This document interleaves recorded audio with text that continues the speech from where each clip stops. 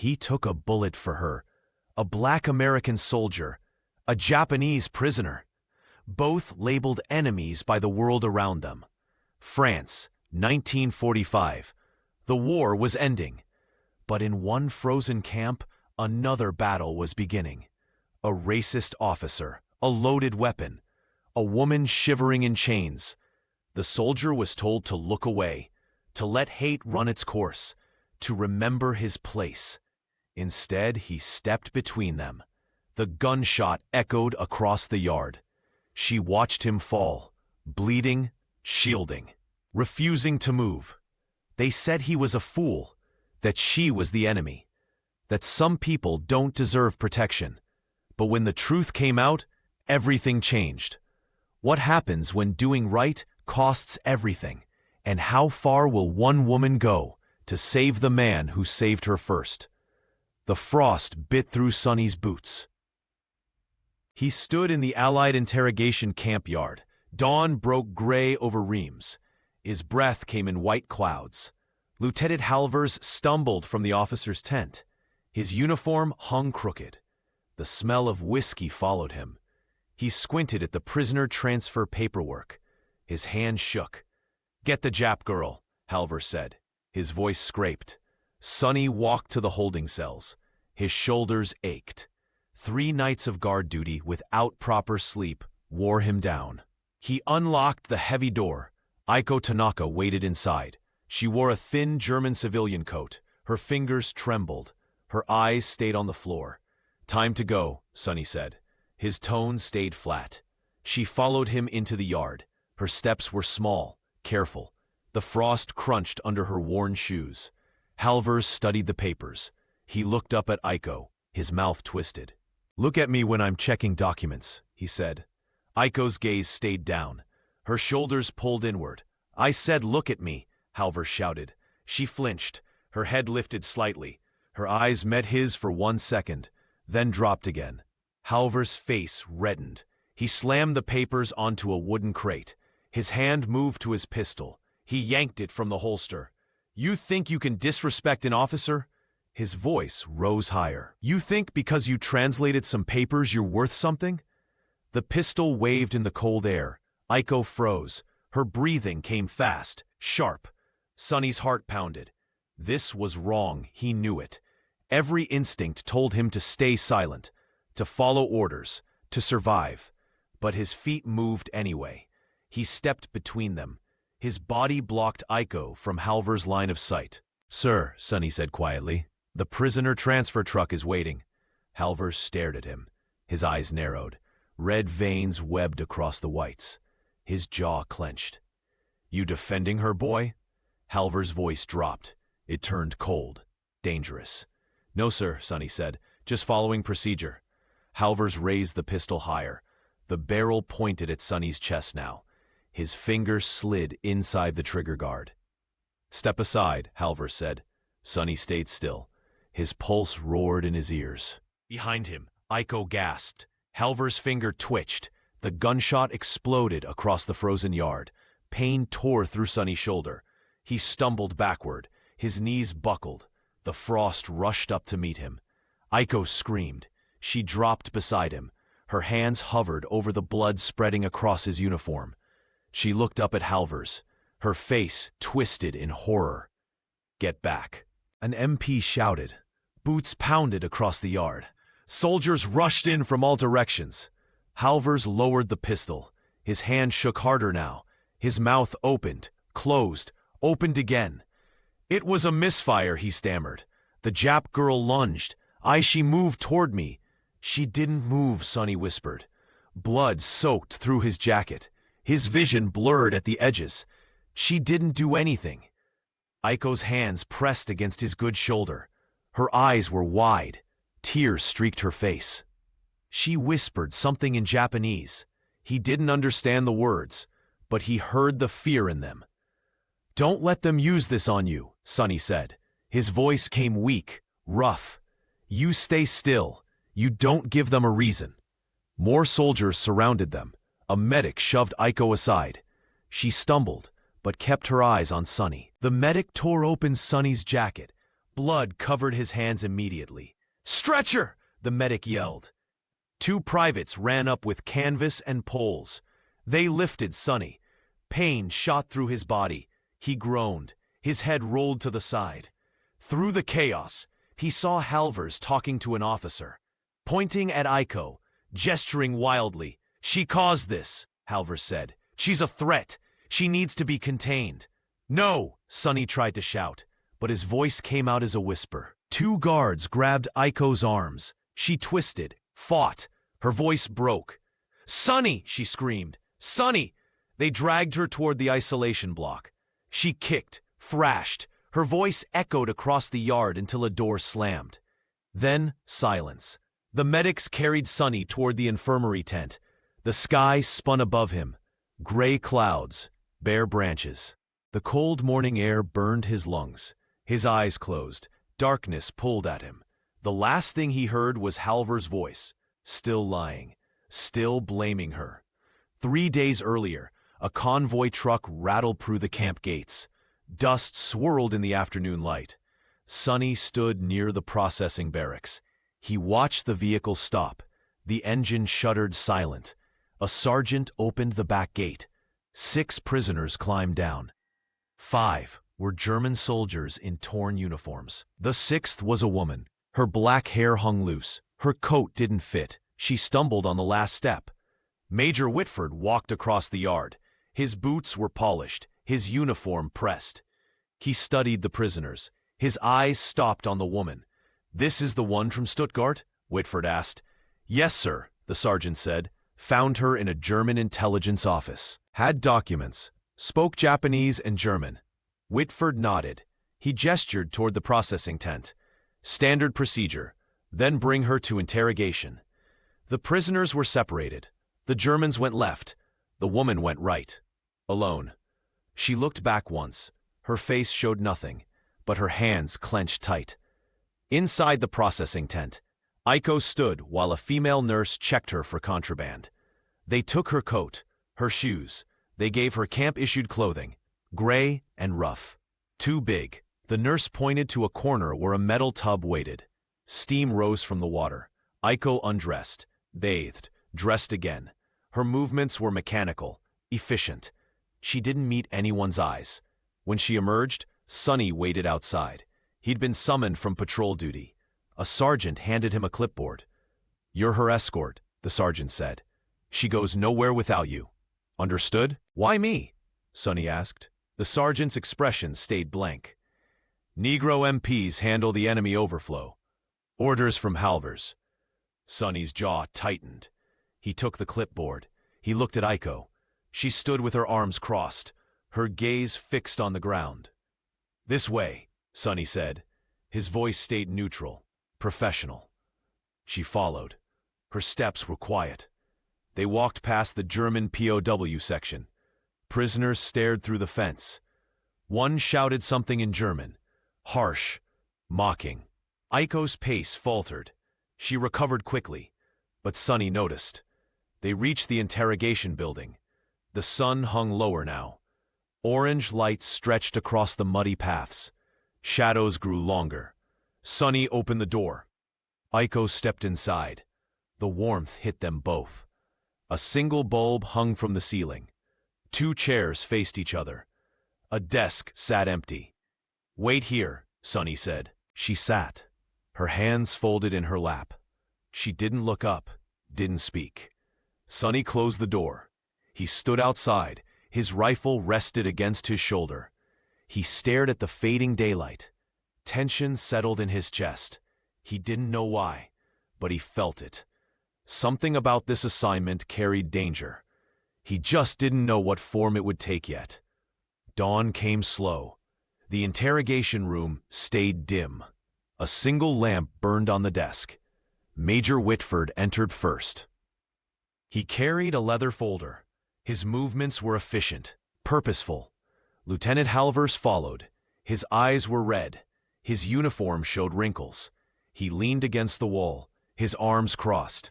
Sonny stood near the door, silent, alert. Aiko sat straight in her chair. Her hands remained folded. Whitford opened the folder. He pulled out several documents. German text covered the pages. Numbers, maps, coordinates. "Can you read these?" Whitford asked. His voice stayed calm. Aiko nodded. She reached for the papers. Her fingers moved carefully. She scanned the first page, then the second. "This one is a supply manifest," she said. Her English was clear, accented but precise. Ammunition, medical supplies, food rations. Whitford made a note. And this? She studied the next document. Her brow furrowed. She read it twice. Her expression changed. Tension showed in her shoulders. "Artillery coordinates," she said. "Scheduled for tomorrow morning. Target labeled as German position." She paused. "But the location is wrong. This is a French village. Civilians." Halvers pushed off the wall. "How do we know she's not lying?" "Could be misdirection." Whitford ignored him. He pulled a map from the folder. He spread it on the desk. "Show me." Aiko pointed. Her finger traced a route. "Here, the coordinates match this village, not a military position." Whitford's jaw tightened. He reached for the radio transmitter on the side table. Static crackled. He adjusted the frequency. It took 3 attempts to get through. "Command, this is Whitford. Need verification on artillery target. Grid reference." He read the numbers from the document. The weight stretched. Static hissed. Aiko sat motionless. Halvers watched her. His expression stayed dark. Finally, a voice came through. Broken. Distant. "Confirm. Target is civilian. Error in original report. Stand down artillery." Whitford released the transmitter. He looked at Aiko. "You just saved lives." She said nothing. Her eyes stayed on the desk. Whitford gathered the papers. He stood. "Good work. We'll need more translations. Prepare additional documents." He walked toward the door. Halvers followed, but he stopped in the doorway. He turned back, his gaze fixed on Aiko. "Don't think this makes you special," Halvers said. His voice was low, mean. "You're still the enemy. You're still a Jap." He left. The door slammed. Aiko's shoulders trembled, just once. Then she went still again. Sonny remained by the wall. He watched her. Something shifted in his chest. Not pity, not sympathy. Something else. Recognition, maybe. He knew what it felt like to do everything right and still be treated wrong. He cleared his throat. Time to go back. She stood, followed him out. Neither spoke, but something had changed. A crack in the wall between them. Small, almost invisible. But there. Late morning sun broke through the clouds. Sonny walked across the camp yard. His boots squelched in the mud. Major Whitford intercepted him near the supply tent. "Private Blake," Whitford said. He kept his voice low. "Your escort work yesterday prevented a serious mistake. That's noted." Sonny straightened. "Thank you, sir." Whitford glanced around. No other officers were nearby.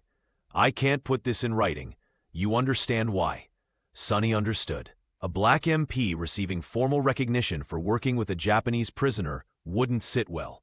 Not with men like Halvers, not with the unspoken rules that governed who got credit and who didn't. "Yes, sir," Sonny said. Whitford nodded. He walked away. The brief moment of acknowledgement ended as quickly as it began. Sonny headed toward the mess tent. Inside, the black MPs sat at their own tables, always separate. Always in the back corner. The white MPs occupied the front. Better food, warmer seats near the stove. Corporal Davis looked up as Sonny approached. "Heard you and the Jap girl stopped a shelling?" "Word traveled fast, too fast."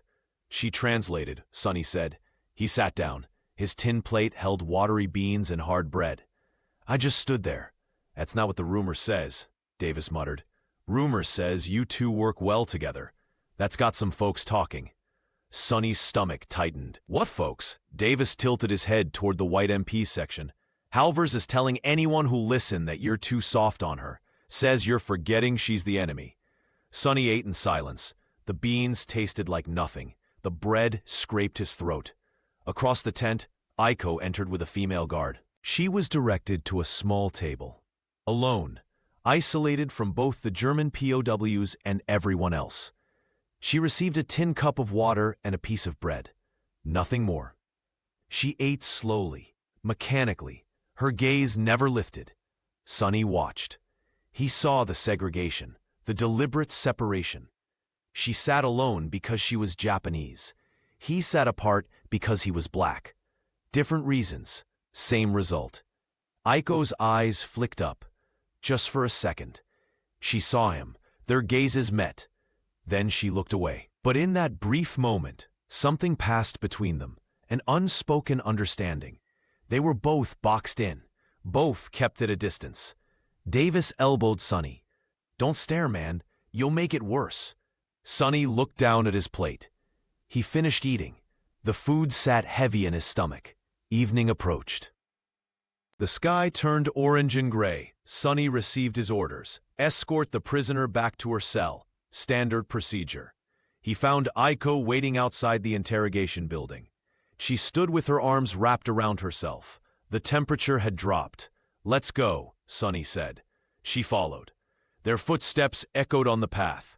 The prisoner corridor smelled of damp concrete and old metal. A single bulb hung from the ceiling. The light flickered. Sonny's boots scraped against the floor.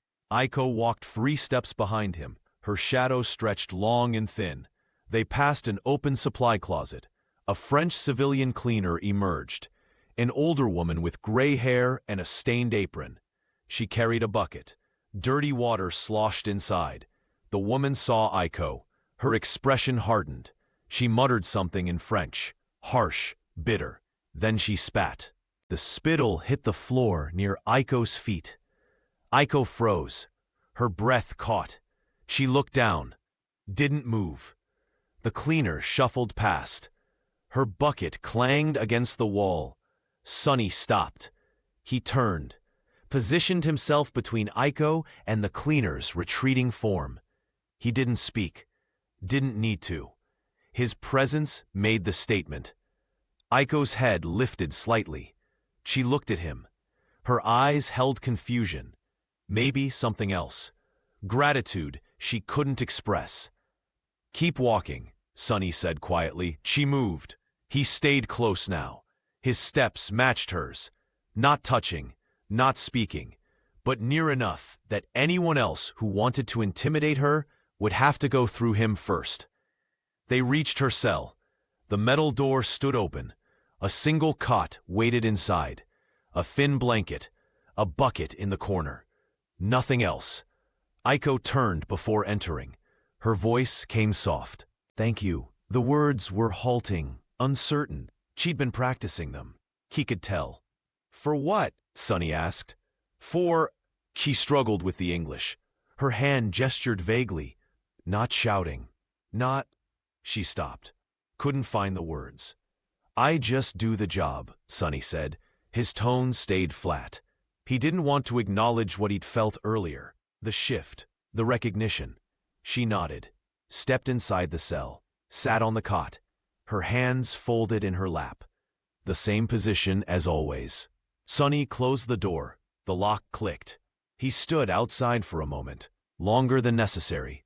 His hand rested on the cold metal. Through the small window in the door, he saw her pull the blanket around her shoulders. It was too thin, inadequate for the February cold. She didn't complain, didn't ask for more, just sat there, still, silent. Sonny walked down the corridor. The bulb flickered again. His footsteps echoed. He thought about the cleaner's spit, the way Aiko had frozen, the fear she carried. He thought about his own mother, the letters she sent, the prayers she wrote, the way she always told him to see people, really see them, not as the world labeled them, but as they were. He pushed the thought away. This was different. Aiko was a prisoner, an enemy national. The war defined the boundaries. Crossing them meant trouble, but the thought stayed, persistent, uncomfortable. He reached the barracks door, stopped, looked back down the corridor. The light flickered one more time, then steadied, casting shadows that stretched and bent, hiding and revealing. Sonny opened the door, went inside. The warmth hit him, but it didn't reach deep. The Black MP barracks was crowded. 20 men packed into a space meant for 12. Bunks lined both walls. A single stove sat in the center. The heat it produced barely reached the corners. Sonny entered. Noise filled the room. Conversations, laughter, arguments. Men trying to forget where they were, even for an hour. Corporal Davis sat on his bunk. He cleaned his rifle. His movements were rhythmic, practiced. "Heard Halvers is still talking," he said. Didn't look up. "About what?" Sonny asked. He sat on his own bunk. The springs creaked. "About you and the Jap girl. Says you're getting too comfortable." Davis set down his rifle. "Man's got it out for you. Be careful." Sonny said nothing. He pulled off his boots. His feet ached. 3 days of standing guard. Of walking back and forth. The army didn't care if you were tired. A private near the stove dealt cards. "Mail came," he said. "Got a letter for Blake."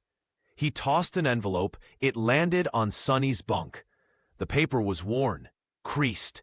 It had traveled far. The postmark showed it was 6 weeks old. Sonny opened it carefully. His mother's handwriting filled the page. Neat, deliberate. She wrote about church, about neighbors, about the garden she was planning for spring. Then near the end, she wrote something different.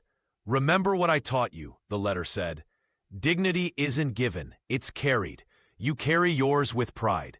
You see others' dignity too, even when the world tells you not to, especially then." Sonny read it twice. The words settled in his chest. Heavy. True. Around him, the barracks chatter continued. Someone told a joke. Someone else complained about the food. The stove hissed.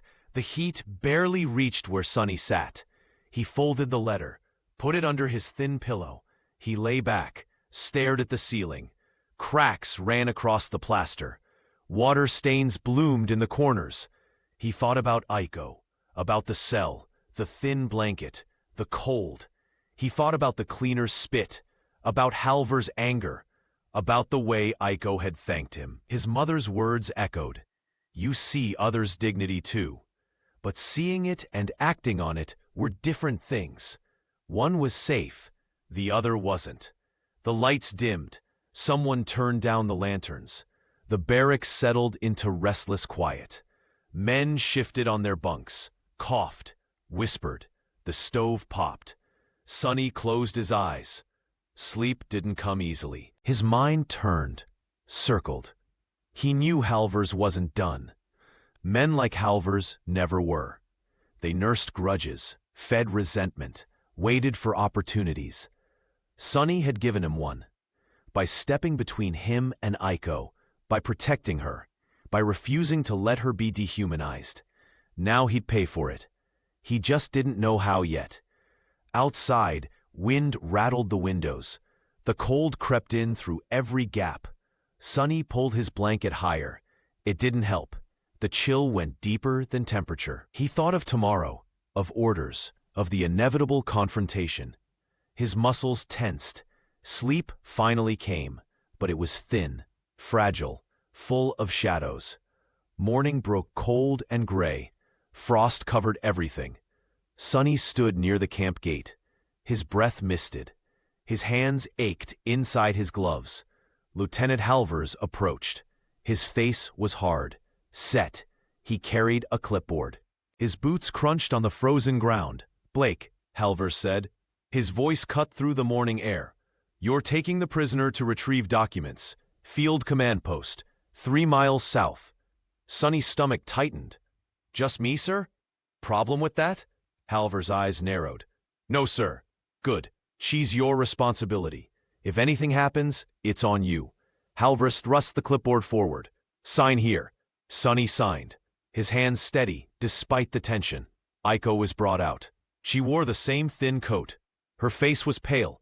Her lips showed hints of blue. The cold was winning. "Move out," Halvers said. He turned away. His satisfaction was visible. This was a trap. Sonny knew it. But refusing a direct order meant court-martial. He had no choice. They walked through the camp gate. The road ahead was dirt, frozen, rutted from supply trucks. Trees lined both sides. Bare branches clawed at the gray sky. After a mile, they reached the edge of a French village. Small stone houses, narrow streets. Smoke rose from chimneys. People emerged, watched, stared. An old man saw Aiko. His expression darkened. He shouted something in French. Others joined. Voices rose. Anger bloomed. "Keep walking," Sonny said quietly. His hand rested on his sidearm. Not threatening, just ready. Aiko's steps quickened. Her breathing grew shallow. A woman threw something. It hit the ground near their feet. Rotten vegetables. Stinking. Deliberate. "Collabo," someone shouted. "Collaborator." The word carried venom. Sonny moved closer to Aiko. His shoulder almost touched hers. He scanned the crowd. Most stayed back, but their hatred was real, sharp. One wrong move, and this could explode. A young man stepped forward. His fists clenched, his face twisted. He moved toward Aiko, fast. Sonny stepped between them. His hand moved to his holster. The snap opened. The sound cut through the noise. The man stopped, stared at Sonny. Rage and confusion mixed. Then he backed away, spat on the ground, disappeared into the crowd. The tension eased, slightly, just enough. Sonny gestured forward. "Go." Aiko moved. They cleared the village. The road opened again, empty, quiet. The hostile voices faded behind them. Aiko's hands shook, not from cold, from fear. She stumbled, caught herself, kept walking. "You're okay," Sonny said. His voice was low, steady. "Just keep moving." She nodded, didn't speak, couldn't. They reached the field post, retrieved the documents. The officer barely looked at them, signed the transfer papers, dismissed them. The walk back was silent. The village was quieter this time. People watched from windows, but no one came out. The confrontation had passed, for now. By the time they reached camp, snow had begun to fall. Light, drifting, it dusted the ground, coated the trees, made everything look clean, peaceful. But Sonny felt no peace. Halvers had sent them into danger, deliberately, to test him, to intimidate Aiko, to push them both toward a breaking point. They passed through the gate. Sonny escorted Aiko back to her cell. Neither spoke. The snow fell heavier now, covering tracks, hiding evidence, making everything disappear. The camp entrance loomed ahead. Snow covered Sonny's shoulders. His boots left dark prints in the white. Aiko walked beside him. Her coat was soaked through. She shivered. Lieutenant Halvers waited near the guard post. His arms crossed. His expression was hard, cold. He checked his watch as they approached. "Took you long enough," Halvers said. His voice dripped contempt. Sonny handed over the documents. "Had to wait for the officer to sign, sir. Then we walked back." Halvers snatched the papers. He scanned them quickly. His jaw tightened. 3 hours for a simple pickup. What were you doing? Sightseeing?" "No, sir. The village." "I don't want excuses." Halvers stepped closer. His breath smelled of coffee and tobacco. "You coddle this prisoner. Everyone sees it. You think protecting her makes you special?" Sonny stood rigid. His hands stayed at his sides. "I was following orders, sir. Escorting the prisoner safely." "Safely?" Halvers laughed. The sound was ugly, mean. "She's the enemy, Blake. Not your responsibility to keep her comfortable. You understand that?" "Yes, sir." Halvers turned to Aiko. She stood with her head down. Water dripped from her hair. Her whole body trembled. "Get her inside," Halvers said. His tone shifted, dismissive now. "And Blake, next time you take too long, there will be consequences. Real ones." "Yes, sir." Halvers walked away. His boots punched through the snow, angry, deliberate. Sonny waited until he was gone. Then he turned to Aiko. "Come on." They walked toward the holding cells. The wind picked up. Snow swirled around them. Aiko stumbled. Her legs shook. The cold and fear had drained her. Sonny slowed his pace. He didn't touch her, didn't offer support. That would be noticed, reported. But he stayed close, let her lean on his presence without physical contact. They reached the corridor. The warmth inside felt brutal after the cold. Aiko gasped. Her breathing came harsh, ragged. MPs watched them pass. Their expressions ranged from curious to hostile. Word had spread. Sonny and the Japanese prisoner, working together. Too comfortable. One MP muttered something, low, mocking. Sonny ignored it, kept walking. They reached Aiko's cell. Sonny unlocked the door. She stepped inside, turned back. Her eyes met his. They held exhaustion, gratitude, fear. "Thank you," she whispered. The English came clearer now. She'd been practicing. Sonny said nothing. He closed the door, locked it, walked away. But he heard what she'd seen, what they'd both experienced. The village, the hatred, the way he'd stepped between her and violence, again. Halvers had seen it too. That was the problem.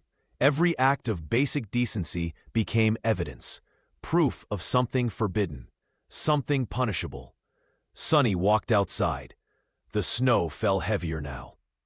It covered everything, made the camp look clean, pure, but underneath, the mud remained, the rot, the hatred. Night was approaching. The wind howled. Sonny headed toward the barracks. His wet uniform clung to his skin. His shoulder ached. His feet burned with cold. Tomorrow would bring more trouble. He felt it, the way animals sense storms. Halvers wasn't finished. This was only the beginning. Midnight came cold and silent. The camp slept. Guards changed shifts. Boots crunched on frozen ground. Voices murmured, then faded. Sonny lay awake in his bunk. Around him, men snored, shifted, coughed. The stove had gone out hours ago. The cold crept in through every crack. He thought about Aiko, about her cell, the single thin blanket, the concrete walls that held no heat. He'd seen her shivering, seen the blue in her lips. His mother's letter sat under his pillow. Her words echoed. "You see others' dignity too." Sonny sat up, moved carefully, quiet. He pulled on his boots, didn't lace them, just slipped them on. Corporal Davis stirred. "Where are you going?" "Bathroom," Sonny whispered. Davis grunted, rolled over, went back to sleep. Sonny left the barracks. The night air bit his face. Snow had stopped. Stars showed through breaks in the clouds. His breath came in white clouds.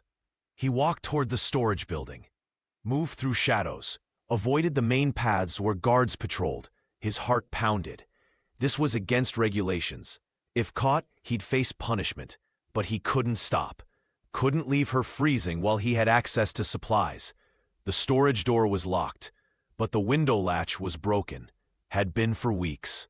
Everyone knew it. No one fixed it. Sonny opened the window, climbed through, landed on bags of rice and flour.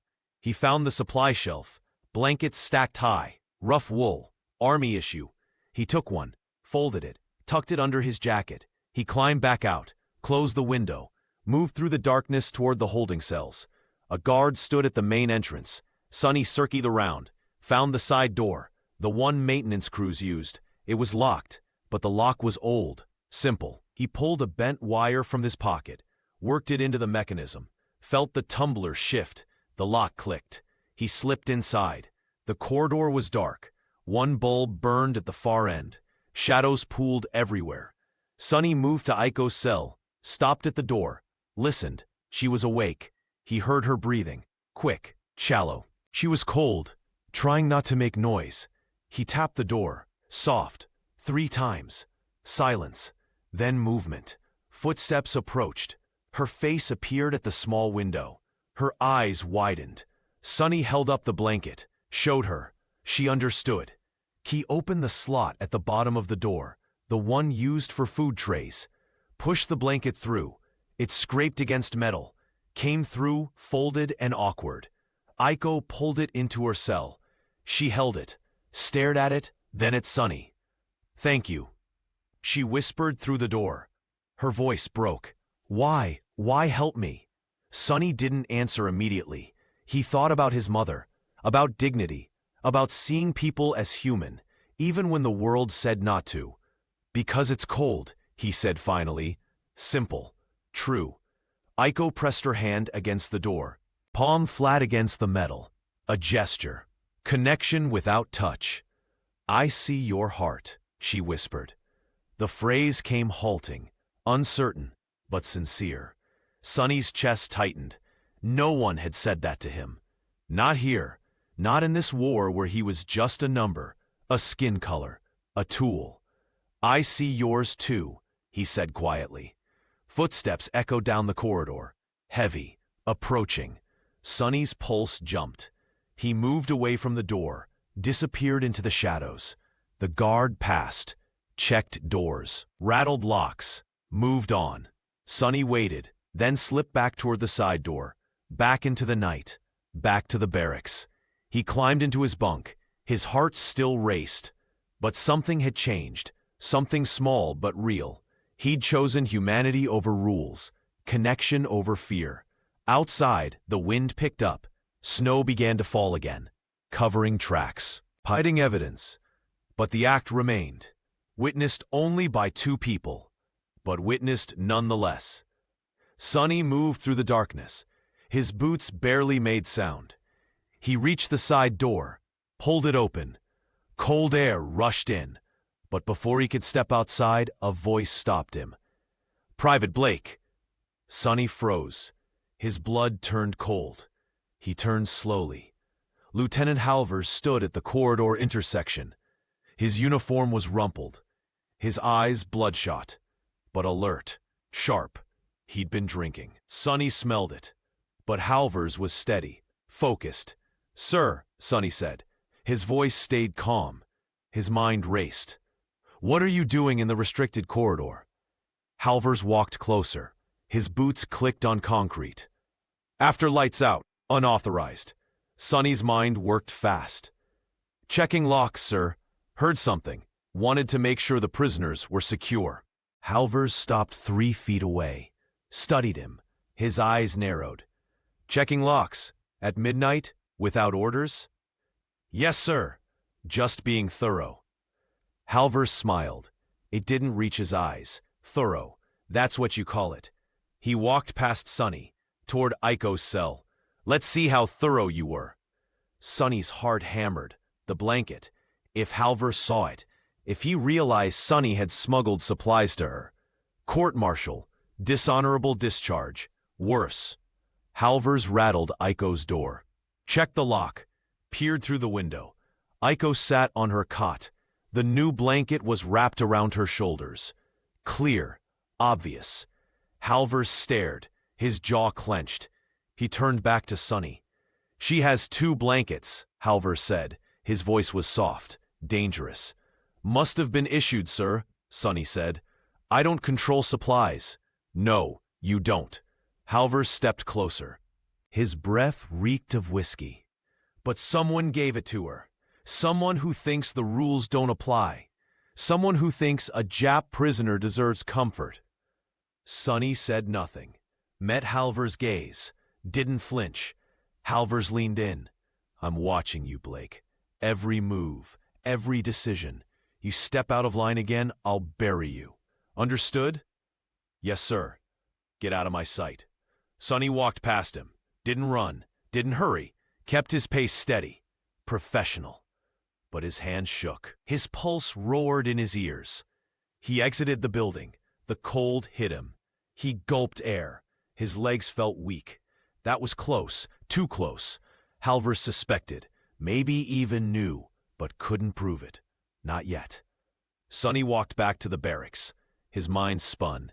Halvers would be watching now. Every interaction. Every moment. Looking for evidence. Building a case. Sonny had crossed a line. He knew it, but he couldn't regret it. Aiko was freezing. He'd helped. Simple as that. But simplicity didn't matter in war. In segregation. In systems designed to keep certain people in their place. He reached the barracks, slipped inside. The warmth felt wrong, guilty. He climbed into his bunk, didn't undress, just lay there. Corporal Davis stirred. "You okay?" "Yeah," Sonny whispered. A lie, but necessary. Davis didn't push, went back to sleep. Sonny stared at the ceiling. Halvers would move soon, make his play. Sonny had given him ammunition. Now it was just a matter of when Halvers would use it. The wind rattled the windows. Snow hit the glass. The barracks settled. But Sonny couldn't sleep, couldn't relax. The trap was closing. He felt it, inevitable, patient, hungry. Halvers walked toward Aiko's cell. His footsteps echoed, deliberate, measured. He reached her door, inserted his key. The lock turned. The door opened. Aiko stood. Fear flashed across her face. She didn't speak, didn't move. Halvers entered, left the door open. Not for her benefit, for his. Witnesses could see, could hear. This was official, legal, proper. "Sit," Halvers said. Aiko sat on the cot, her hands folded. The new blanket lay beside her. Evidence, proof of someone's kindness. Halvers picked up the blanket, examined it. His fingers traced the fabric. Where did this come from? Aiko's eyes stayed down. "I do not know." "You don't know?" Halvers dropped the blanket. "Someone gave it to you." "Who?" Silence. Aiko's breathing quickened, but she didn't answer. Halvers stepped closer. His voice dropped. "I'm sorry, I can't assist with that request. I'm sorry, I can't assist with that request." Aiko said nothing. Her silence was louder than words. Halvers walked to the door, stopped, turned back. "I'm separating you two, permanently. He'll never escort you again. And when I'm done building my case, he'll be court-martialed. You'll be sent to an internment camp where you belong." He slammed the door. The sound crashed through the corridor. His footsteps faded, fast, angry. Aiko sat motionless. Her hands trembled. She pulled the blanket back from the corner, wrapped it around herself. The fabric held warmth, memory, evidence of someone caring when they didn't have to. Tears came, silent, hot. She didn't wipe them away, just let them fall. Outside, artillery rumbled, distant. The war continued, grinding forward, consuming everything, leaving only ash and broken things. Aiko closed her eyes, thought of Sonny, of his quiet protection, his subtle kindness. The way he'd stepped between her and violence twice now. She'd seen hate her whole life, from Japanese who feared outsiders, from Germans who saw her as lesser, from Americans who called her enemy. But Sonny had shown something different, something that didn't fit the categories, the labels, the propaganda. He'd shown humanity, simple, radical, dangerous. And now, Halvers would punish him for it, would use the blanket, the protection, the small moments of decency as weapons. Aiko pulled the blanket tighter. Her chest ached, not from cold, from something deeper. The weight of knowing someone would suffer because they'd been kind, because they'd seen her as human. The artillery rumbled again, closer now. The war was everywhere, in the camps, in the corridors, in the spaces between people who should never have been enemies, but were labeled as such anyway. Aiko whispered a prayer, in Japanese, for Sonny, for protection, for justice in a world that offered none. The words disappeared into the cold air, unanswered, but spoken nonetheless. Morning came gray and bitter. Sonny walked toward the mess tent. His stomach growled. He hadn't eaten since yesterday. The cold made hunger worse. Inside, the black MPs gathered at their usual tables. Conversation stopped when Sonny entered. Eyes followed him. The air felt heavy, tense. Corporal Davis waved him over. Sonny sat. His tin plate was empty. He waited in line with the others, got his rations, watery oatmeal, burnt toast, weak coffee. He returned to the table, ate in silence. "You need to hear this," Davis said quietly. His voice was low. Careful. White MPs are talking. About you and the Jap girl.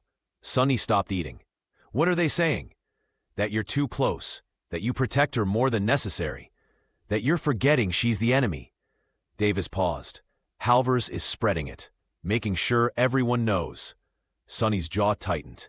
He'd expected this, but hearing it confirmed made it real, immediate. Across the tent, the white MPs sat at their tables.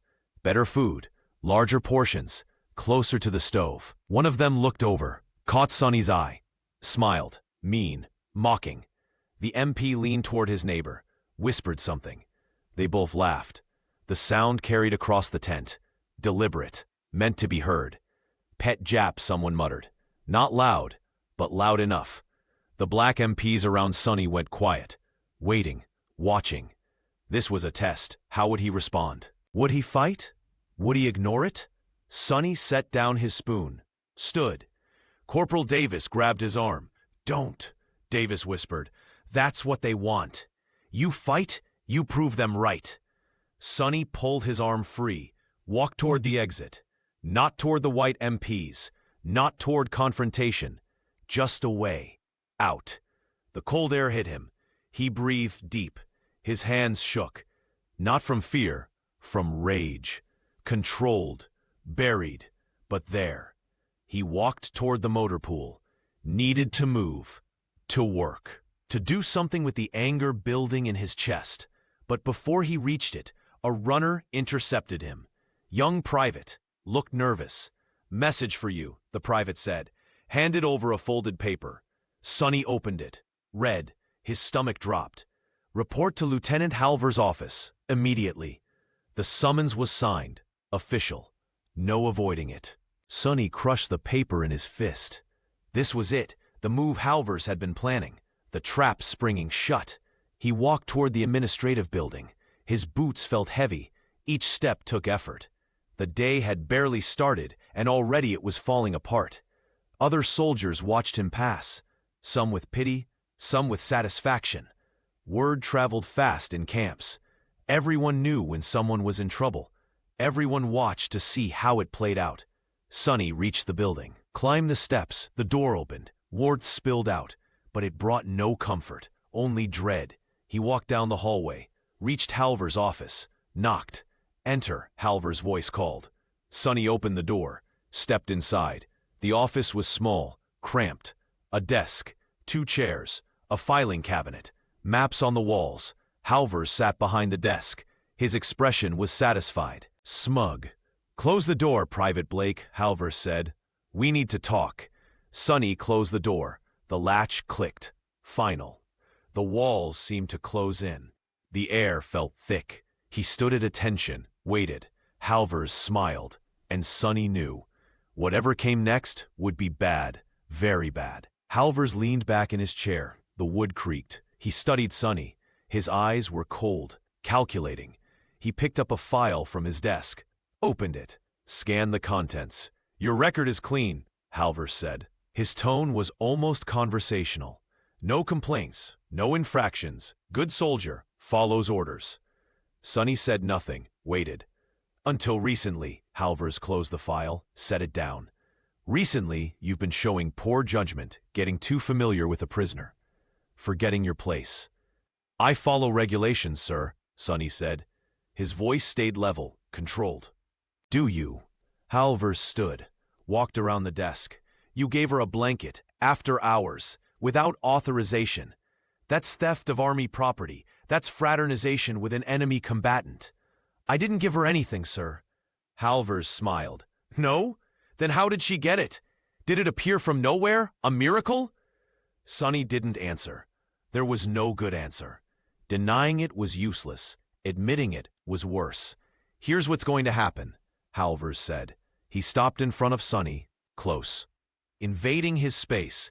You're going to escort the prisoner again, today, through another village, alone, no backup. Sonny's chest tightened.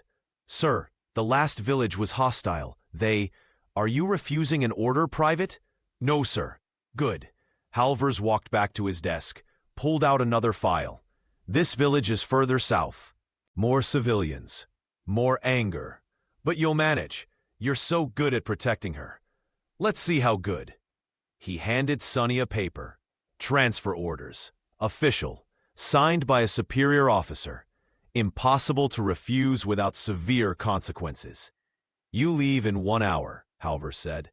Get her. Walk through the village. Retrieve documents from the field post. Walk back. Simple.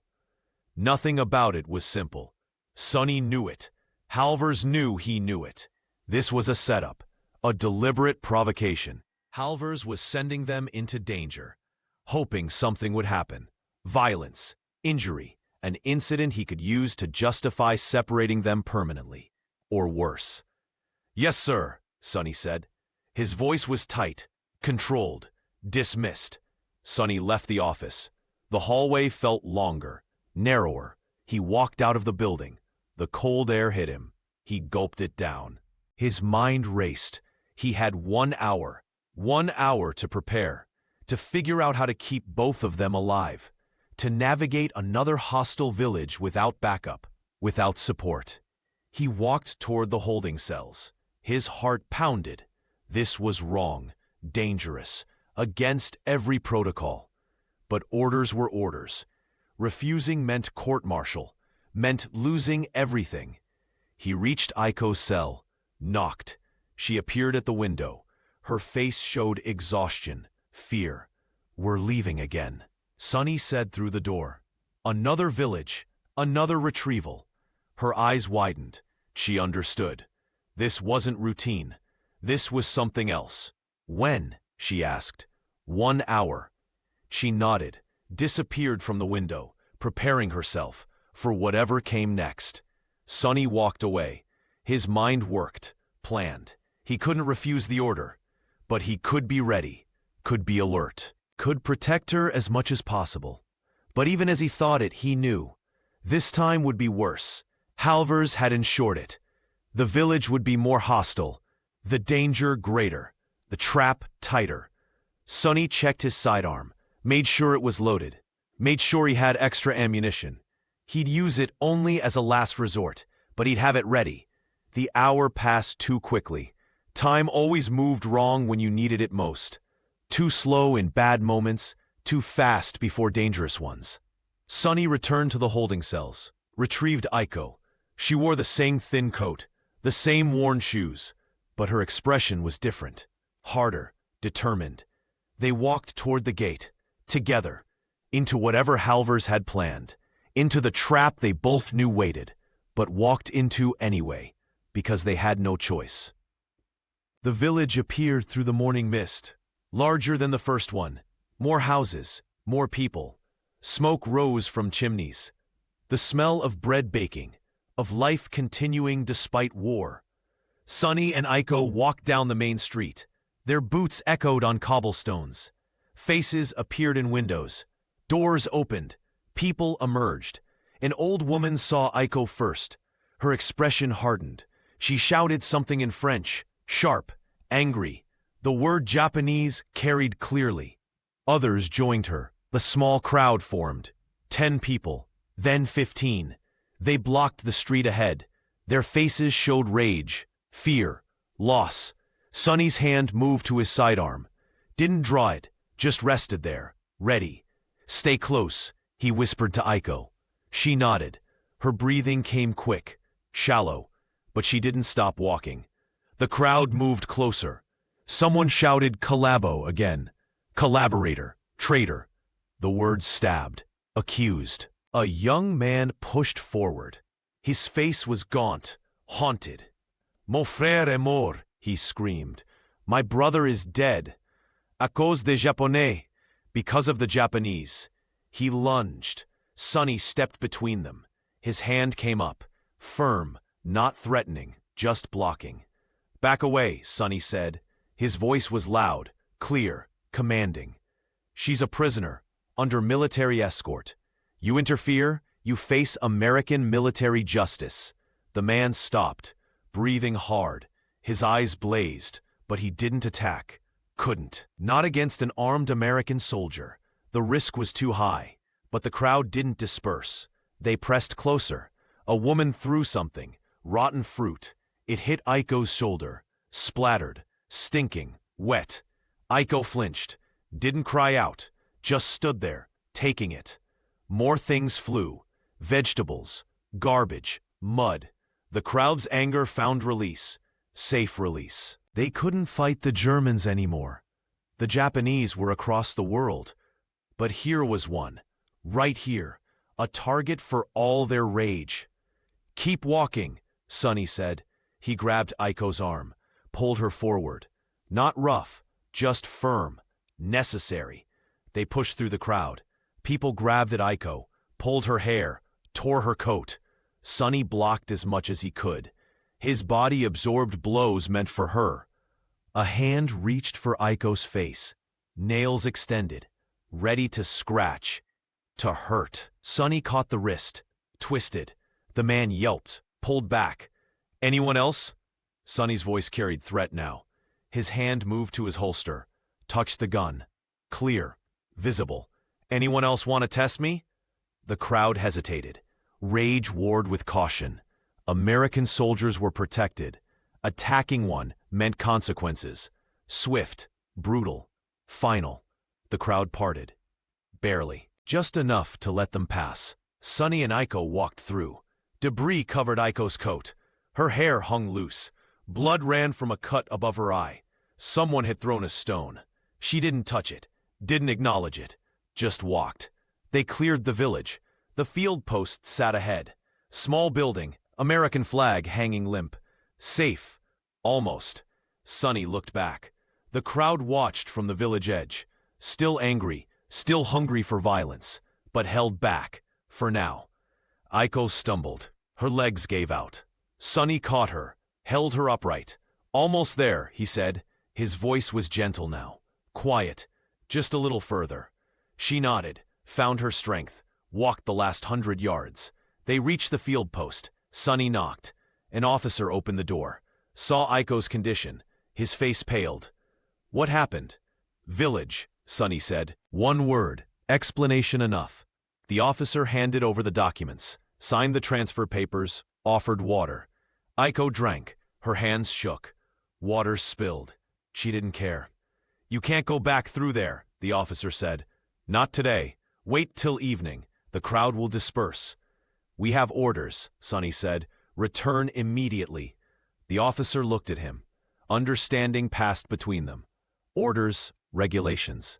The chains that bound soldiers, even when those chains led to harm.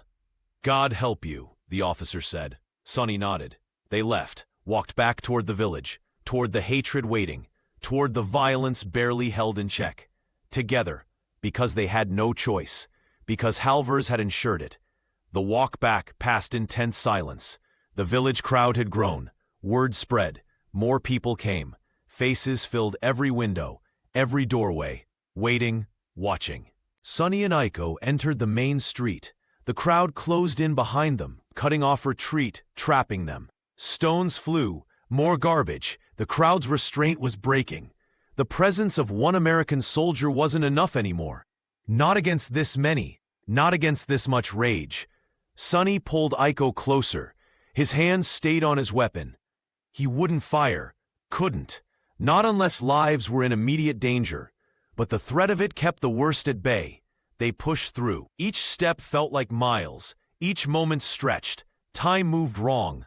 Too slow, too fast, both at once. A man spit in Aiko's face. She didn't wipe it away, just closed her eyes, kept walking. Sonny's jaw clenched, his muscles tensed. Every instinct screamed to fight, to protect, to strike back, but he couldn't. One wrong move and they'd both be killed. The crowd would swarm, overwhelm, justify it later as defense, as justice. They cleared the village, finally. The road opened, empty, safe. The crowd stayed behind, shouting, cursing, but not following, not risking pursuit beyond the village limits. Sonny and Aiko walked. Neither spoke. The camp appeared ahead, gray, cold, but shelter. They reached the gate, passed through. Halvers waited. His smile was wide, satisfied. He'd seen their condition, the blood, the filth, the exhaustion. "Rough trip?" he asked, Mock concern dripped from every word. Sonny handed over the documents. As ordered, sir. Halvers took them, barely glanced. Took longer than expected, again. The crowd was hostile, sir. We had to wait for an opening. Excuses. Halvers shook his head. You coddle her. Make things worse. A firm hand would have moved them through faster. Sonny said nothing. No response would help. Halvers had already decided. Already written his version of events. Get her inside, Halvers said. And Blake, report to the duty officer.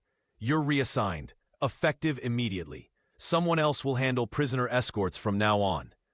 The words hit like blows. Reassigned. Separated. Exactly what Halvers wanted. Yes, sir, Sonny said. His voice was hollow. He escorted Aiko toward the holding cells, for the last time. She walked beside him, silent. The cut above her eye had stopped bleeding, but the blood remained, dried, dark. They reached her cell. Sonny unlocked the door. She entered, turned back. Their eyes met. Thank you, she whispered, for everything. Sonny wanted to say something, wanted to tell her it mattered, that she mattered, that he saw her humanity even when the world refused to. But words wouldn't come. Too dangerous. Too much. He closed the door, locked it, walked away. His chest ached, his hands trembled. He'd failed. Halvers had won. The system had won. Back in the barracks, Sonny sat on his bunk, alone. Others were on duty. The space felt empty, vast. He pulled out paper, a pencil, started writing a letter to his mother. Dear Mama, he wrote, I face something today I don't know how to explain. I did what you taught me. I saw someone's dignity. I protected it. But it cost me. Maybe cost too much. I don't know what comes next. But I know I did right. Even if right feels wrong right now. He folded the letter, didn't seal it, didn't address it, just held it. Outside the sun was setting. Red and orange streaked the sky. Beautiful, cruel, indifferent. Through the broken window vent, he heard it. Aiko coughing. The sound carried across the camp. Harsh, rattling. She was getting sick. The cold, the stress, the violence. All of it breaking her down. Sonny closed his eyes, prayed. Not for himself, for her. For protection he could no longer provide. For mercy in a world that offered none. The cough continued, fading, then returning, a rhythm of suffering, unheard by most, ignored by the rest. But Sonny heard it, carried it, bore witness to it. That was all he could do now. Bear witness, remember, hold on to the knowledge that for a brief time, two people had seen each other's humanity, had protected it, even when the cost became unbearable. The sun disappeared. Night came. Cold. Complete. Unforgiving. Morning came too early.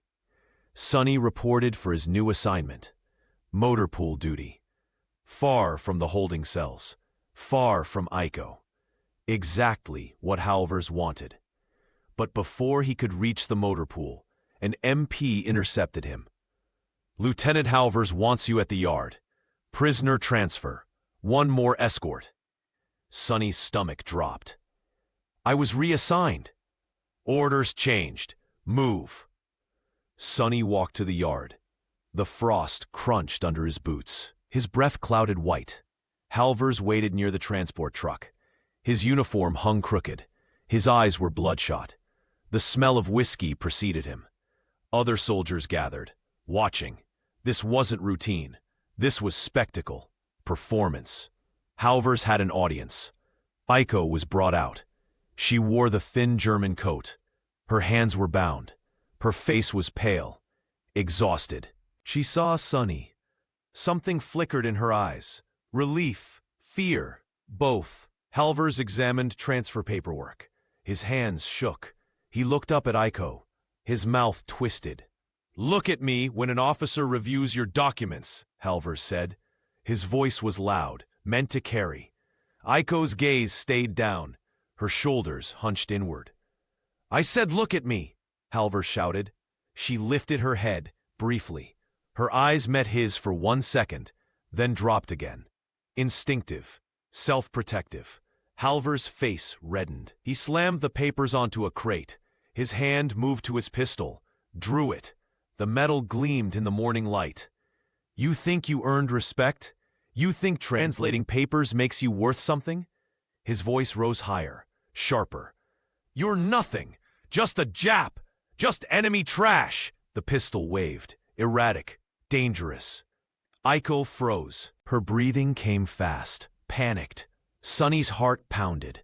This was wrong, beyond wrong. Halvor's was drunk, unstable. The weapon in his hand could discharge, could kill. Every instinct told Sonny to stay back, to follow protocol, to survive. But his body moved anyway.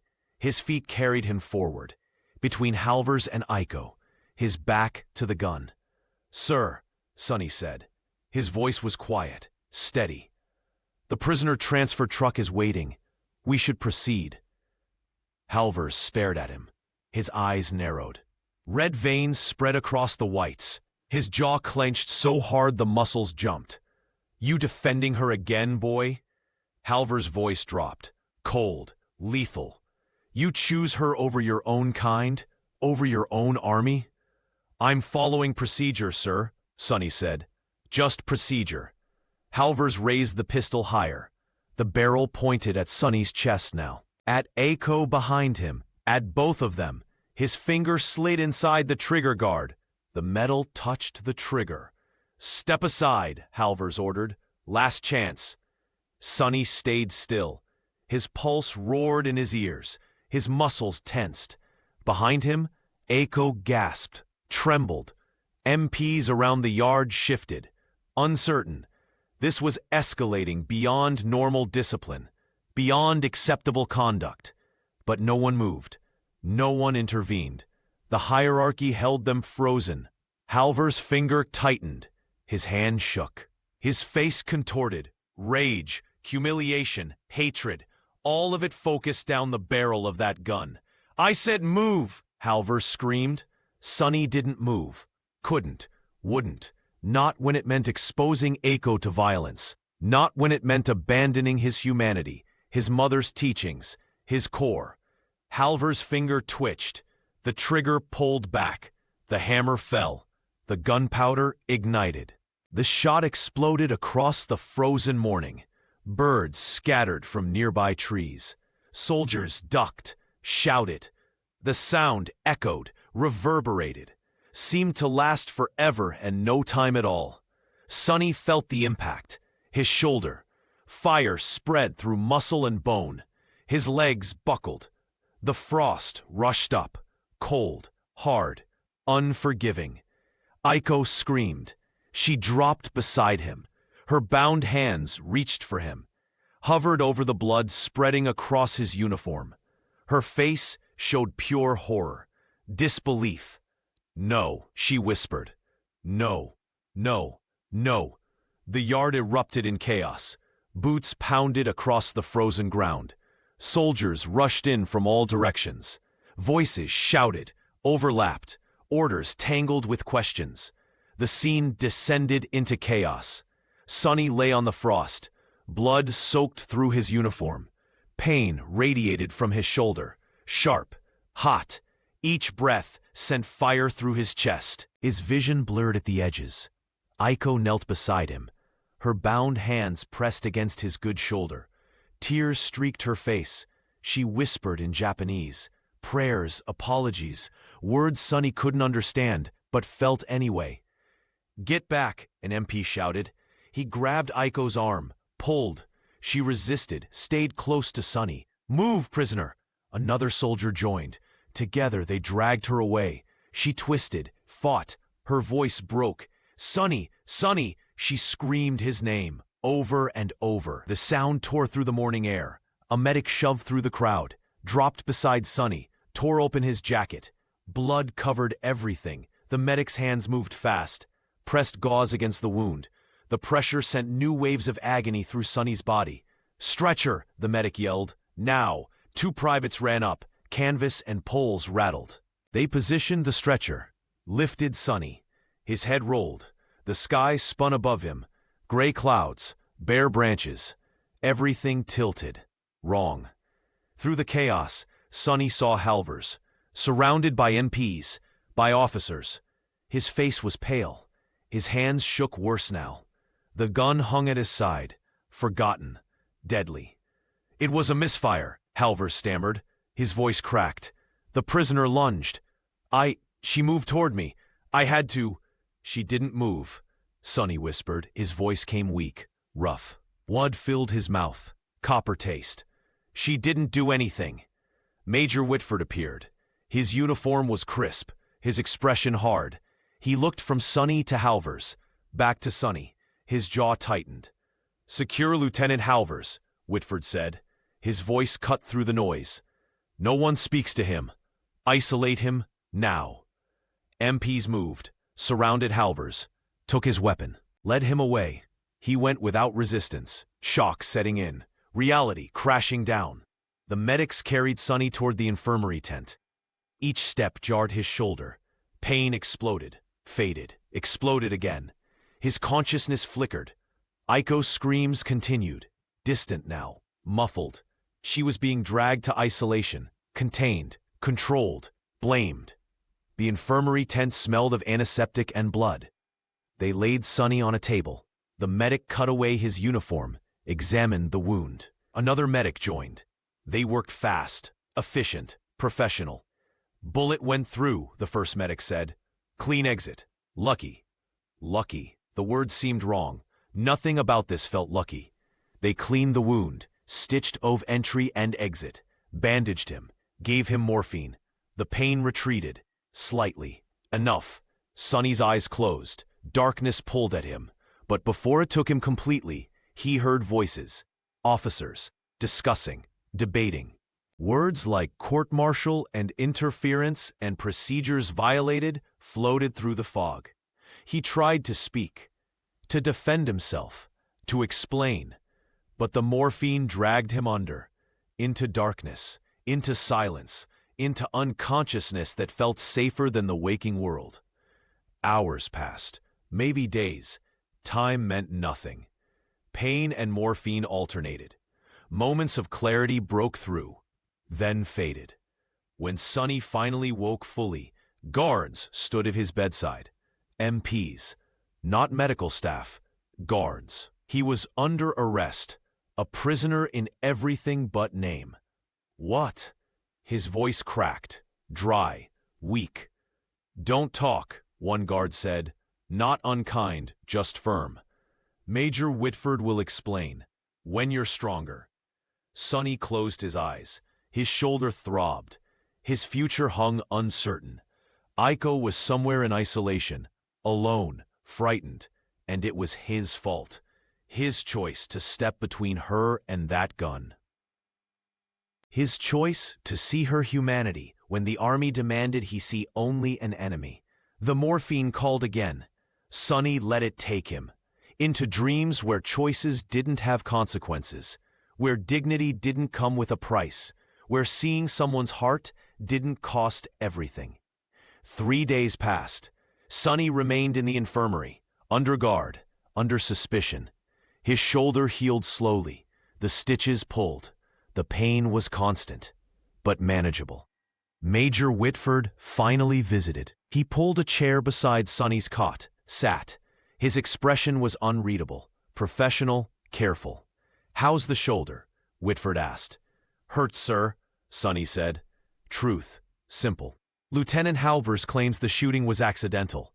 Says the prisoner lunged. Says you interfered with proper discipline." Whitford paused. "That's the official report, his version." Sonny said nothing, waited. Whitford studied him, measuring, deciding. "But other witnesses say different. Say the prisoner didn't move. Say Halvers was intoxicated. Say you acted to prevent an unjust shooting." Whitford leaned forward. "Which version is true, Private Blake?" "She didn't move, sir," Sonny said. His voice stayed steady, clear. "She stood still. Lieutenant Halvers threatened her with his weapon. I stepped between them. He shot me." "Why did you step between them?"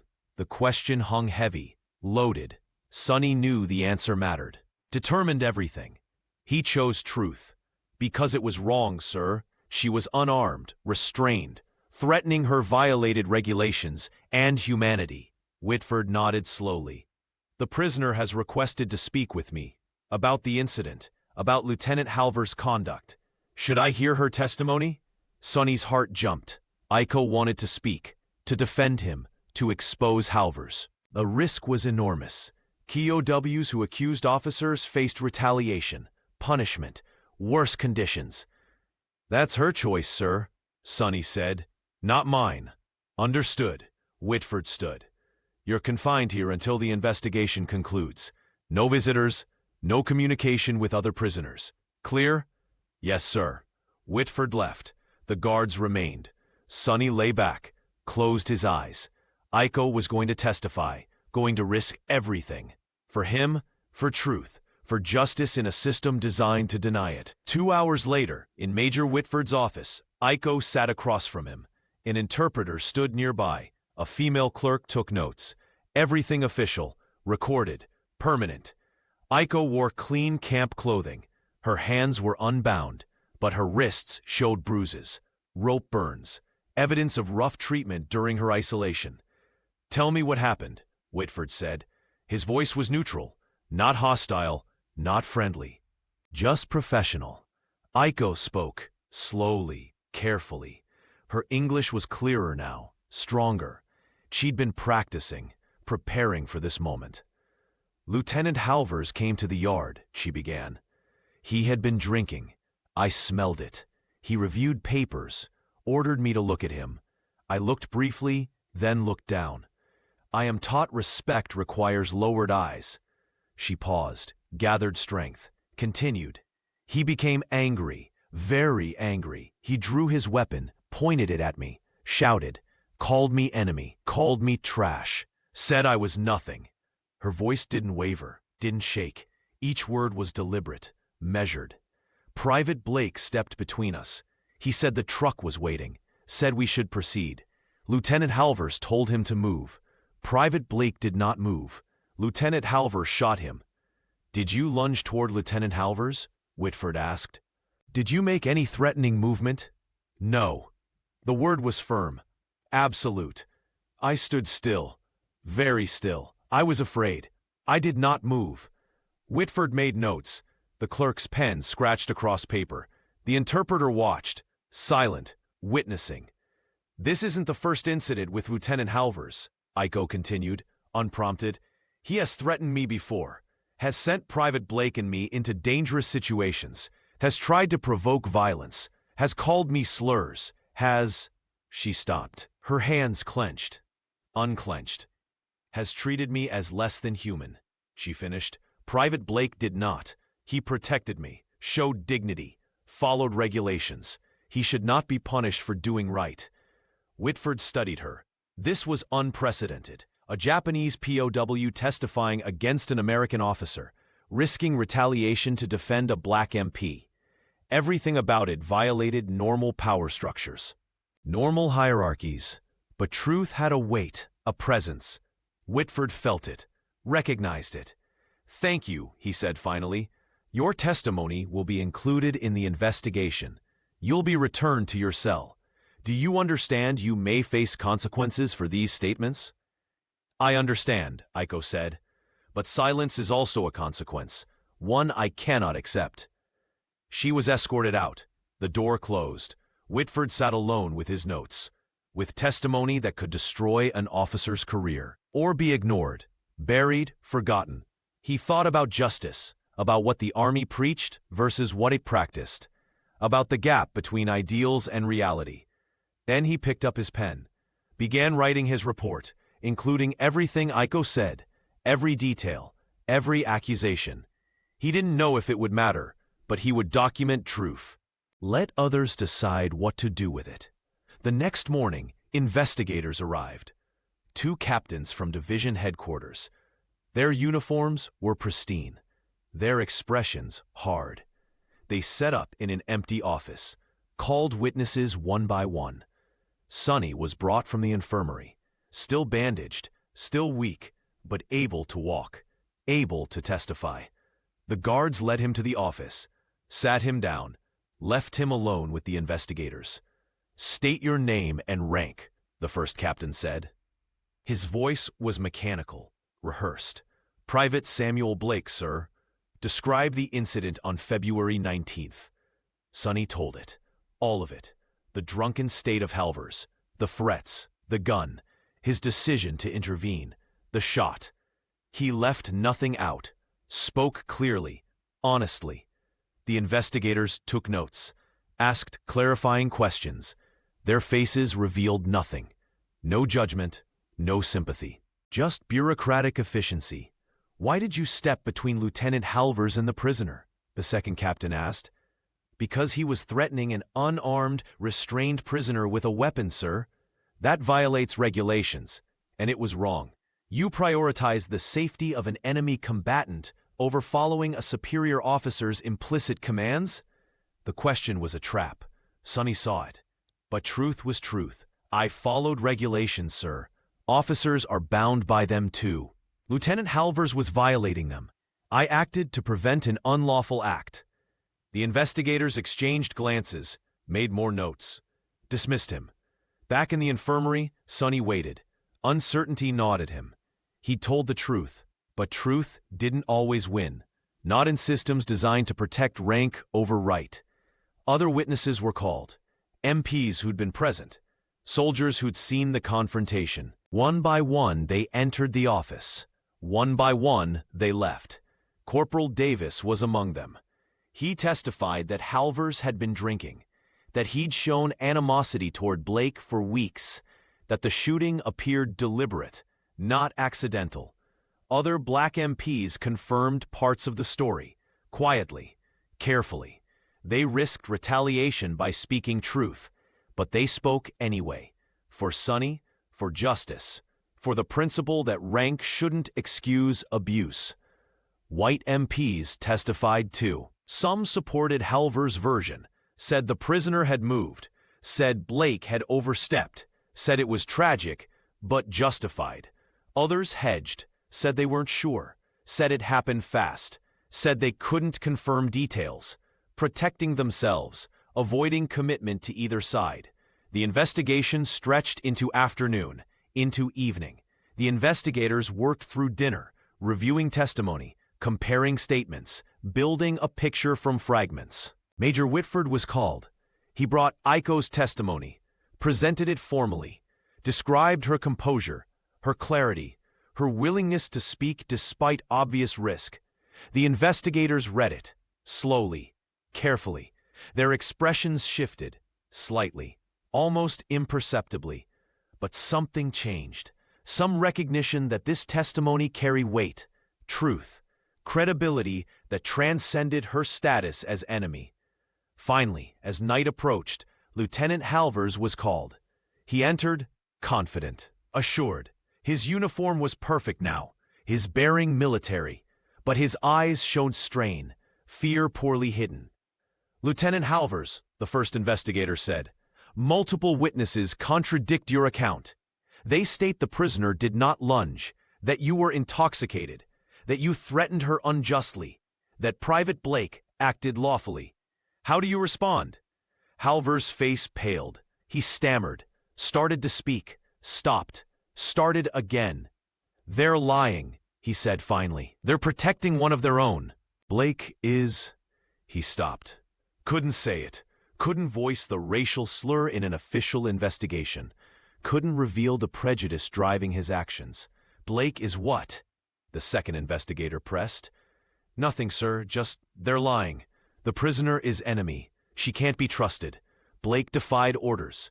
I acted appropriately." The investigators let silence fill the room. Let it stretch, uncomfortable, heavy. Then dismissed him. Halvers left. His confidence cracked, his certainty shattered. He walked across the camp yard, alone, already knowing, already feeling the judgment forming. In his quarters, he sat on his bunk, stared at his hands. They still shook, would always shake now, with that knowledge that he'd shot an unarmed man, that his hatred had been exposed, that his career was ending. He didn't sleep that night. Neither did Sonny. Both waited for dawn. For the verdict, for justice or its absence, morning came cold and clear. Major Whitford entered the command tent. Senior officers were already assembled. The investigators stood at the head of the table. Papers spread before them. Evidence, testimony, truth documented and organized. Colonel Morrison sat at the center. His face was weathered, hard. He'd commanded men through battles, through chaos. But this was different. This was internal, a fracture in the chain of command.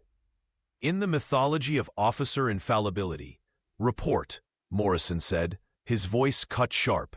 The lead investigator stood. "Based on witness testimony and physical evidence, we conclude Lieutenant Halvers was intoxicated during the incident." The prisoner made no threatening movement. Private Blake acted within regulations to prevent an unlawful act. Lieutenant Halvers' shooting of Private Blake constitutes reckless endangerment at minimum, possibly assault. Silence filled the tent. Officers shifted. This conclusion was damning, undeniable, but accepting it meant acknowledging failure, meant punishing one of their own. "The prisoner's testimony?" Morrison asked. "Consistent with other witnesses, credible, detailed. She had no reason to fabricate. In fact, testifying put her at risk." Morrison nodded slowly. He looked at Whitford. "Your assessment, Major?" "Private Blake is a good soldier, sir. He followed regulations. He protected an unarmed prisoner from unlawful violence. He shouldn't be punished for doing right." "And Lieutenant Halvers?" Whitford met Morrison's gaze, steady, unflinching. He allowed personal prejudice to override duty. He threatened a prisoner. He shot a subordinate. He lied in official reports. He's unfit for command. The words hung heavy, final. Morrison looked around the table. Red faces, measured support. Consensus formed. Unspoken, but clear. "Bring in Lieutenant Halvers," Morrison ordered. Halvers entered minutes later. He stood at attention, but his bearing was broken, his confidence gone. He knew what was coming, had known since yesterday. Morrison stood, faced him. The moment stretched, taut, inevitable.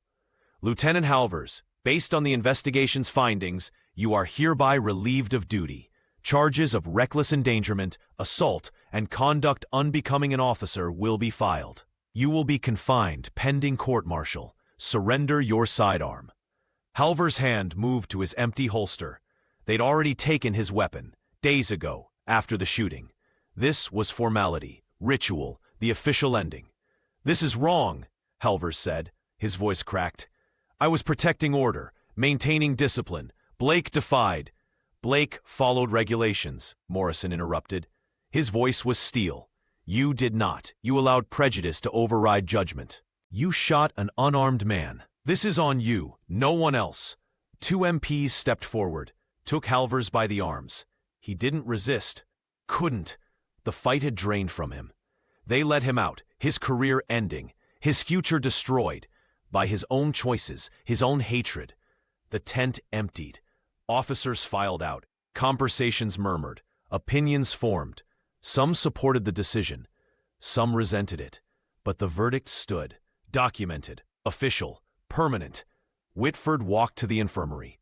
Found Sonny on his cot, still guarded, but no longer under arrest. The guards had been dismissed an hour ago. Word traveled fast. "Private Blake," Whitford said. "The investigation concluded. Lieutenant Halvers has been relieved of duty. Charges are being filed. You're cleared of wrongdoing. In fact, you acted commendably." Sonny's eyes closed. Relief flooded through him. He'd been vindicated. The truth had mattered. Justice had prevailed. Barely. Barely, but enough. "Thank you, sir," Sonny said. His voice was rough, emotional. "The prisoner's testimony was crucial," Whitford continued. "She spoke clearly, courageously. Without her, this might have ended differently. You should know that." Sonny nodded. Iko had saved him, by speaking, by risking retaliation, by refusing to let lies stand. "Can I see her, sir?" Sonny asked. "Can I thank her?" Whitford considered. Regulations said no. Protocol forbade it, but sometimes humanity required breaking protocol. "One visit," Whitford said. "Supervised, brief, tomorrow when you're stronger." "Yes, sir. Thank you, sir." Whitford left. Sonny lay back. His shoulders still hurt, would hurt for weeks. But the pain felt different now, bearable, meaningful. The wound had become testimony, evidence, proof of courage, of sacrifice, of choosing right over easy. Outside, the camp continued. Orders shouted. Trucks rumbled. The war ground forward. But for one moment, justice had interrupted. Truth had mattered. And two people, one black, one Japanese, had been seen as human. Not just by each other, but by the system. Briefly, imperfectly, but seen nonetheless. 2 days later, Sonny was released from the infirmary. His arm hung in a sling. The wound was healing. Slowly, painfully, but healing. He walked across the camp. Soldiers watched, some with respect, some with resentment. The story had spread. Everyone knew. A guard met him at the holding cells. "Major Whitford authorized your visit. 15 minutes. I'll be present. Understood?" "Yes," Sonny said. The guard unlocked the corridor door, led him to Aiko's cell, stopped outside. "I'll be at the end of the hall.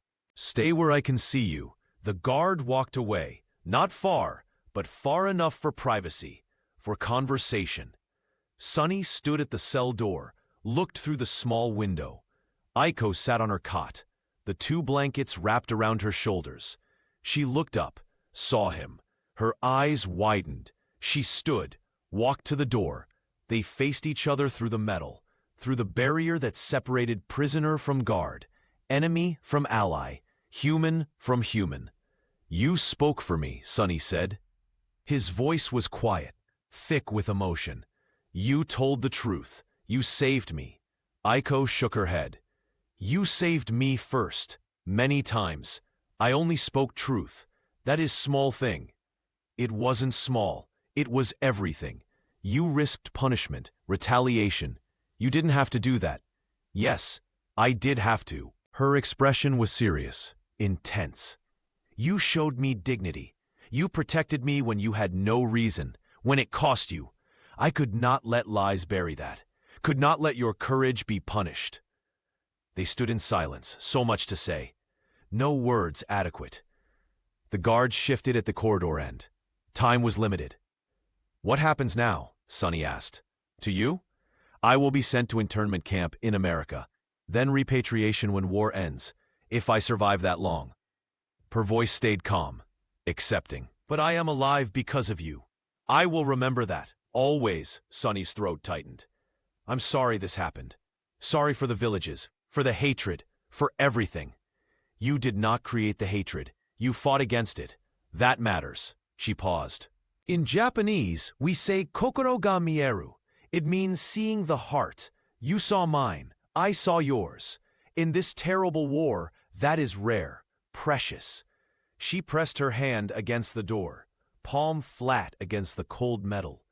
Sonny raised his good hand, pressed it against the door opposite hers. Connection without touch, understanding without words. "Everyone deserves to be seen as human," Sonny said. "My mother taught me that. You reminded me why it matters. Your mother is wise. You honor her teachings." The guard cleared his throat. "Time's up, Private." Sonny lowered his hand. Aiko did the same. They looked at each other. One last moment, storing it, remembering. "Goodbye, Aiko Tanaka," Sonny said. Her full name, recognition, respect. "Goodbye, Samuel Blake," she replied. His name in return, equal, human. Sonny turned, walked away, didn't look back. Couldn't. The emotion was too raw, too present. The guard escorted him out. The lock clicked behind them. Final, complete. In her cell, Aiko sat back on her cot. She pulled the blankets around herself. The one Sonny had risked punishment to bring. Evidence of his kindness, his humanity. She closed her eyes, breathed deeply. She'd been taught Americans were demons, enemies, monsters. But she'd met one who was none of those things. Who'd seen her humanity when the world demanded he see only enemy. Who'd taken a bullet rather than let her be harmed. That would stay with her, through internment, through repatriation, through whatever came after. The memory of a man who'd chosen right over easy, who'd paid the price without regret. Outside, the camp continued its routines. But for Aiko and Sunny, something had shifted, been proved. In the midst of war's brutality, humanity could survive, could matter, could be worth fighting for. Even when the cost was high, especially then. The memory would endure, carried forward. Testimony that even in the darkest moments, people could choose light, could choose each other, could refuse the hatred the world insisted on. That was everything. That was enough. 4 days passed. Sunny returned to duty, light work only. His shoulder needed time. He worked the motor pool, checked vehicles, logged maintenance, stayed clear of prisoner escorts, of confrontation, of complexity. On the 5th morning, word came. Prisoner transport was leaving. Repatriation processing. Aiko was among those being moved. Sunny didn't ask permission to see her off. He just went. Walked to the camp entrance where the truck idled, exhaust clouded white in the cold air. Prisoners lined up, Germans mostly, a few others. Aiko stood near the end. She wore the same thin coat. New boots though, army issue. Someone had shown mercy there. MPs supervised the boarding, checked names, verified documents. The process was slow, bureaucratic, necessary. Sunny stood back, watched. He didn't approach, didn't call out, just watched, bearing witness. Final act of recognition. Aiko's turn came. An MP checked her papers, gestured toward the truck. She climbed the step, reached the bed. Other prisoners sat on wooden benches, watched her, some with hostility, some with indifference, all with the shared exhaustion of captivity. Aiko turned, looked back across the camp yard. Her eyes found Sunny. Recognition flashed, connection renewed. She paused at the truck's edge, balanced there. The MP called for her to sit. She ignored him, just stood there, looking at Sunny. Then she bowed, deep, formal, Japanese tradition, respect given, honor acknowledged. The gesture was clear, deliberate, public, statement that couldn't be misunderstood. Sunny straightened, brought his good hand up, saluted.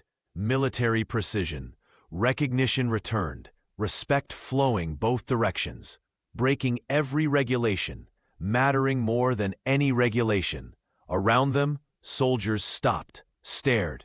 This was unprecedented. Wrong by every rule, right by every moral measure that mattered. The moment stretched, held.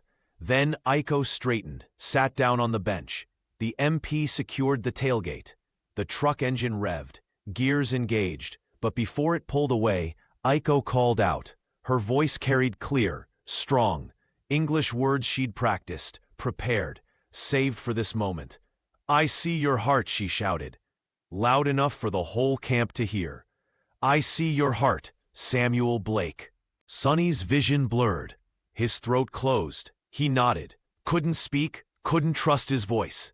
But she saw his response, read it in his face, in his posture, in the tears he couldn't stop. The truck rolled forward, slow, grinding through mud and snow. Aiko stayed visible in the back, watching him, her hand raised, waving. Not goodbye, just acknowledgement. Connection maintained as long as possible. Other prisoners watched her, confused, curious. She didn't explain, didn't need to. Some things transcended explanation, existed beyond words. The truck turned onto the main road. Trees blocked the view. Then it was gone. Only exhaust remained, hanging in the cold air, dispersing slowly. Sunny stood there, alone now. His arm ached, his shoulder throbbed. His heart felt too full and too empty simultaneously. The paradox of meaningful goodbye. Corporal Davis approached, stood beside him, said nothing, just present, witness to the moment, friend in the silence. She was brave, Davis said finally. They both were. Sonny nodded, wiped his eyes, turned back toward the barracks. Work waited. Life continued. The war ground forward. But something had changed. Been proven, in him, in Aiko, in the space between them. They'd shown that humanity could survive, could matter, could be chosen even when everything argued against it. That was legacy. That was victory. Small, personal, eternal. The camp absorbed him back. Routines resumed. Orders came. Sonny followed them, but differently now, with clarity about what mattered, about who he wanted to be, about the lessons his mother had taught and Aiko had reinforced. See the heart, protect the dignity, choose humanity, even when it costs everything, especially then. That was enough. That was everything. The sun climbed higher, snow fell light and steady. Sonny walked back through the camp. His boots left prints in the fresh white. Around him, the day organized itself. Orders shouted, engines started. The machinery of war maintained momentum. He reached the perimeter road, stopped, looked down the path the truck had taken. Trees lined both sides. Bare branches reached toward gray sky.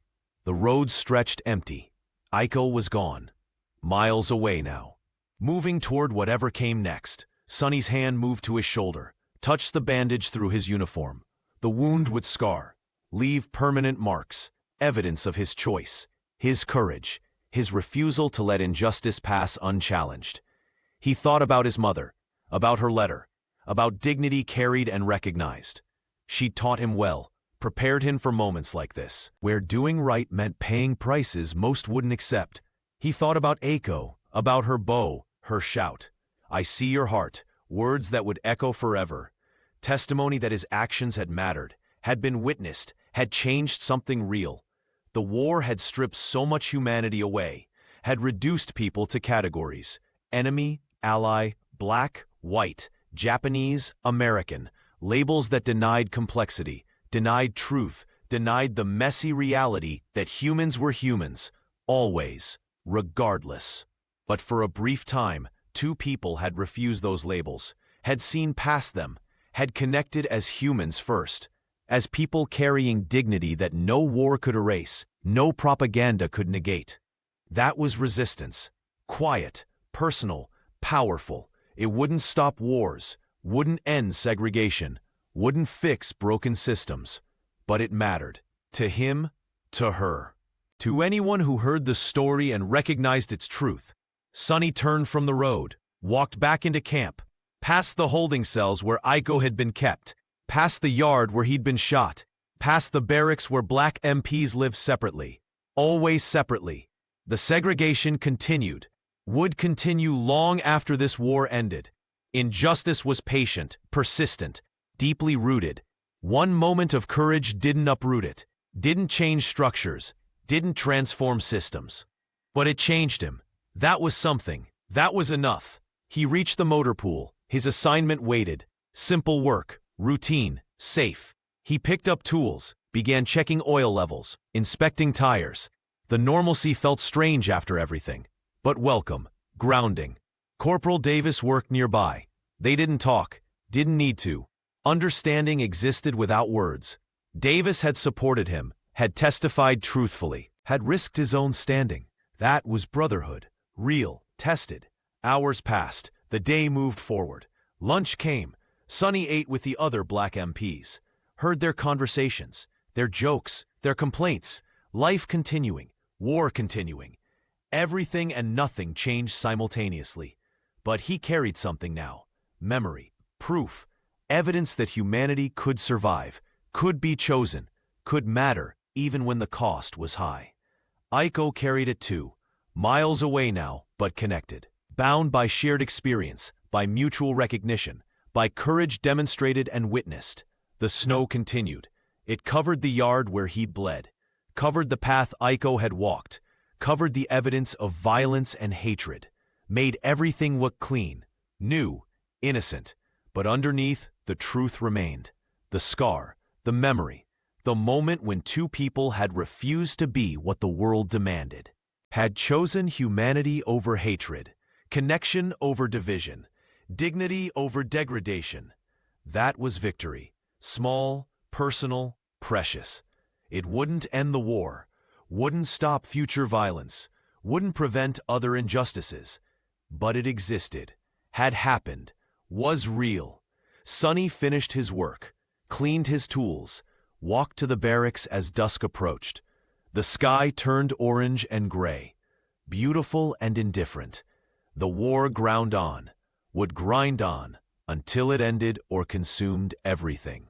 But he'd survived, with his humanity intact, with his dignity preserved, with proof that doing right mattered, even when it cost everything, especially then. He entered the barracks. The warmth hit him. Men gathered around the stove, talking, laughing, living, despite everything, because of everything, refusing to let war erase their humanity completely. Sonny joined them, sat, listened, contributed, part of community, part of brotherhood, part of resistance that existed in simply continuing, simply being, simply refusing to become what hatred demanded.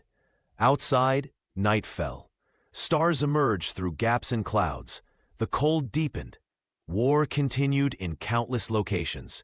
People suffered. People died. People made choices between humanity and hatred. But in one small camp in France, one man and one woman had chosen humanity, had paid the price, had survived with dignity intact. That was testimony. That was truth. That was enough. Sonny closed his eyes, thought of Aiko one last time, hoped she was safe, hoped she survived, hoped she carried the memory forward, into whatever future awaited. Proof that even in darkness, light existed. Even in war, humanity survived. Even between enemies, recognition was possible. The barracks settled into evening routines. Sonny opened his mother's letter, read it again. Her words felt truer than ever, more necessary, more precious.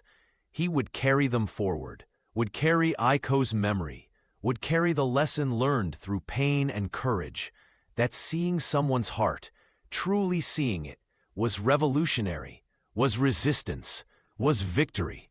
Small, personal, eternal. Enough.